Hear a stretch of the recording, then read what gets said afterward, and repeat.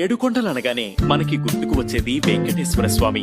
ఆ కలియుగ దైవాన్ని కంటి నిండా చూడాలంటే వృషభాద్రి, నీలాద్రి, గరుడాద్రి, అంజనాద్రి, నారాయణాద్రి, వెంకటాద్రి, శేషాద్రి కొండలను దాటాల్సిందే.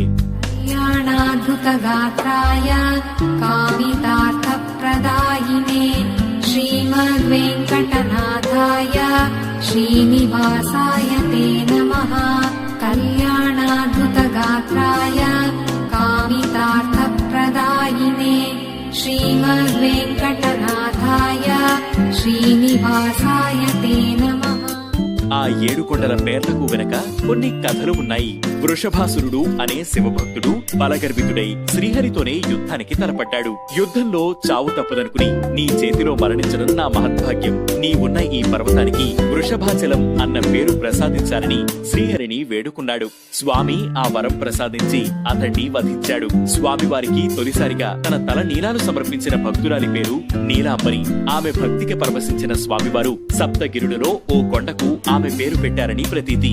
శ్రీ మహావిష్ణువు హిరణ్యాక్షుణ్ణి సంహరించిన తర్వాత గరుత్మంతుణ్ణి పిలిచి తన క్రీడాద్రిని తీసుకురమ్మని ఆదేశిస్తాడు. ఆయన ఆజ్ఞ మేరకు గరుత్మంతుడు దాన్ని తెచ్చినందువల్లే ఇది గరుడాచలం, గరుడాద్రిగా ప్రసిద్ధి పొందింది. సంతానం కోసం అంజనాదేవి వెంకటాచల క్షేత్రంలో తపస్సు ఆచరించింది. దాంతో ఆమె గర్భాన్ని దాల్చి ఆంజనేయుడికి జన్మనిచ్చింది. అందుకే ఈ పర్వతం అంజనాద్రిగా ప్రసిద్ధి పొందింది. నారాయణుడనే భక్తుడు స్వామి పుష్కరిణి తీరాన తపస్సు చేయడంతో అతని పేరు మీదుగా ఈ పర్వతం నారాయణాద్రిగా ఖ్యాతి పొందింది. పాపరాసులను భస్మం చేసేది వెంకటాచలం. వే అంటే సమస్త పాపాలను, కటహ అంటే దహించేది. అందుకే ఆ కొండకు వెంకటాద్రి అనే పేరు వచ్చింది. ఓసారి ఆదిశేషుడికి వాయుదేవుడికి మధ్య ఎవరు గొప్పనే వివాదం రేగింది.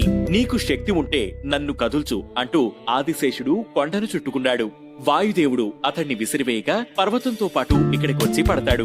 ఓడిపోయిన చింతతో ఉన్న ఆదిశేషుణ్ణి శ్రీనివాసుడు ఓదార్చుతూ నిన్ను ఆభరణంగా ధరిస్తాను, నీ పేరుతో ఈ క్షేత్రం ప్రసిద్ధి పొందుతుందని వరమిచ్చాడు. దీంతో అది శేషాద్రిగా ప్రసిద్ధి పొందింది.